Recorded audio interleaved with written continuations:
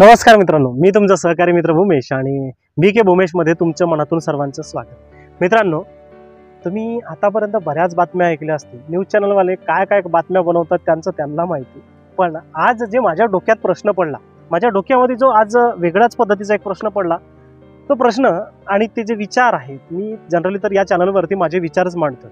तर माझे जे मत आहेत किंवा माझे ज्या डोक्यामध्ये जी कल्पक बुद्धीमध्ये जे काही गोष्टी चालत होत्या ते फक्त मी ओठावर आणण्याचा प्रयत्न करतो या चॅनलवर।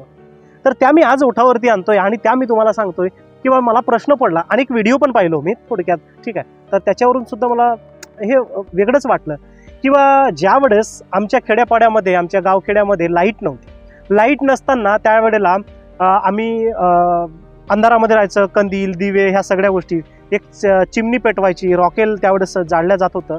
नंतर कालांतरानं हळूहळू विद्युत आली, म्हणजे लाईट आली गावागावामध्ये। जवळपास चांगल्या मोठ्या लोकांच्या घरी लाईट यायला लागली, गावामध्ये पथदिवे लागले, खंब्याला लाईट होती। मग नंतर हळूहळू ती घराघरांपर्यंत लाईट पोहोचली आणि त्यावेळेला एक पिवळे बल्ब येत होते जे 60 वॅटचे 100 वॅटचे होते, ठीक आहे। काही ठिकाणी तर 300 वॅटचे बल्ब लावत होते। त्यावेळेला 100 रुपये 150 रुपये असा विद्युत बिल येत होता। किती वॅटचं बल्ब लावत होतं? 100 वॅट, 60 वॅट, 150 वॅट, 300 वॅट अशा पद्धतीत। 150 वॅटचं नव्हतं येत बल्ब, 200 वॅटचं बल्ब येत होतं, 60 वॅटचं होतं, 100 वॅटचं होतं, 200 वॅटचं होतं, अशा पद्धतीची बल्ब लावली जात होती आणि विद्युत बिल होता 150, 100, 150, 100 असे रुपये। त्यानंतर काही घरांमध्ये टीव्ही आली, टीव्ही सुद्धा हाय व्होल्टेज टीव्ही, जी सर्वाधिक खूप जास्त मोठ्या प्रमाणामध्ये जे वीज खाते अशी ते टीव्ही आली।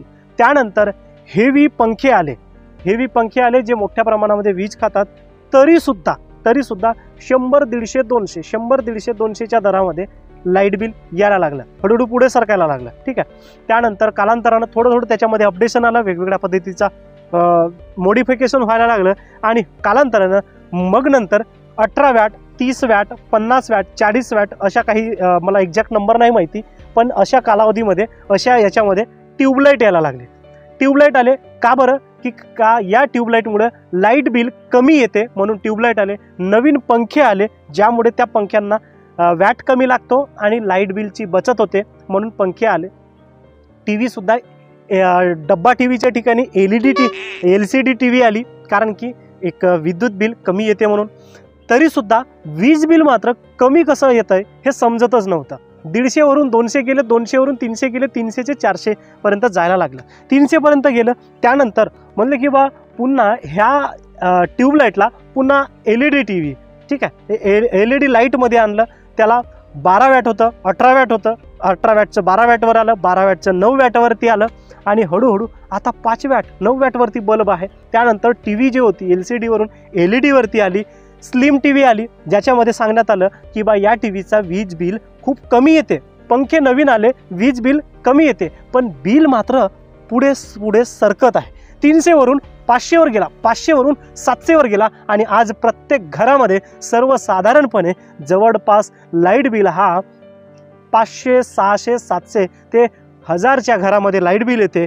तर मित्रांनो, मला समजत नाही आहे की आम्ही लाईटचा जो वॅट आहे तो कमी करतोय, पंख्याचा वॅट कमी करतोय, टीव्हीचा वॅट कमी करतोय, तरी सुद्धा लाईट बिल मात्र थांबत नाही आहे। घोडं अडतंय कुठं, समजत कुठं नाही आहे, गणित कुठं बिघडत आहे नाही माहिती। मित्रांनो, तुम्हाला काय वाटतं याबद्दल?